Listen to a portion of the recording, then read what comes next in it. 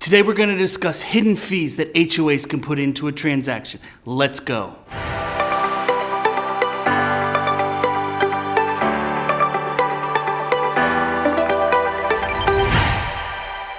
What's happening, guys? It's Jeremy Blanton with RE/MAX Southern Shores, and today I wanted to discuss a topic with you that you maybe never heard about.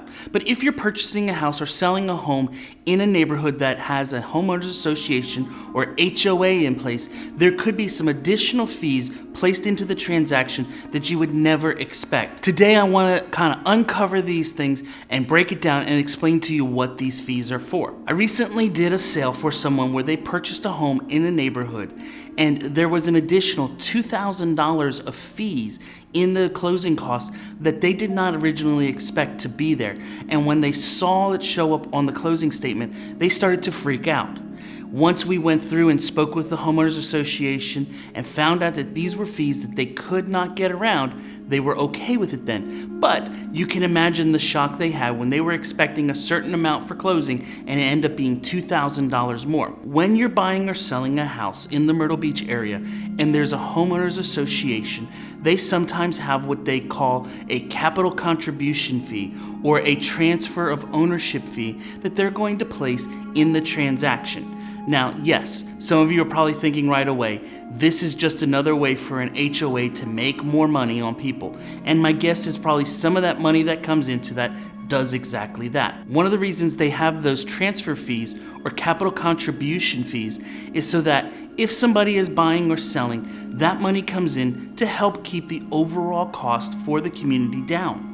If you live in a neighborhood that has great amenities like a community center, a pool, a fitness center, and basketball courts and all of those things, which a lot of people love, it does take money to keep those things up and maintain them on a regular basis.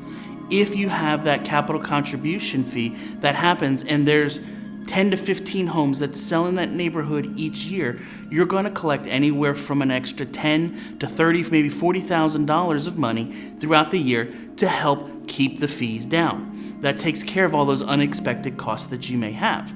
Another reason why they may do this fee is maybe they have some other things they want to add. In that neighborhood where they charge $2,000, one of the reasons they're doing that is they're trying to build up a reserve to put in a lazy river into the community for all its family members to use, and that all the owners can then go to the pool, not only have a pool, but then have a water park and a lazy river there available to you.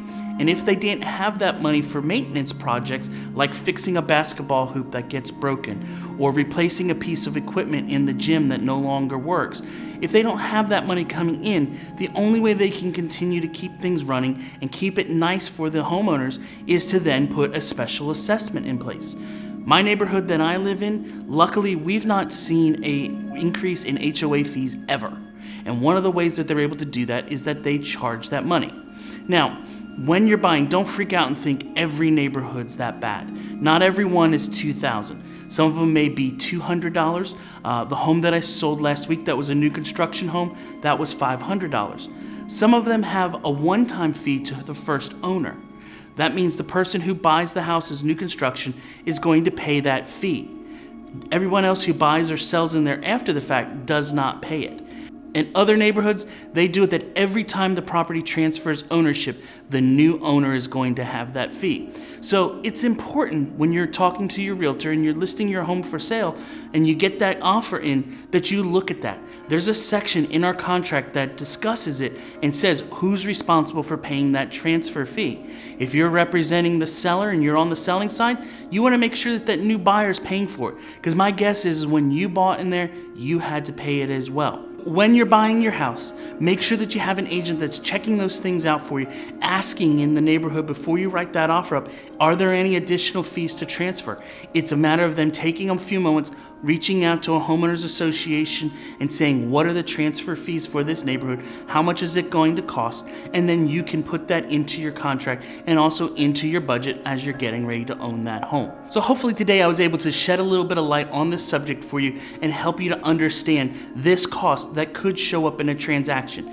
It's not necessarily a bad thing. It's for your benefit and for the overall good of the neighborhood that you have those fees in place.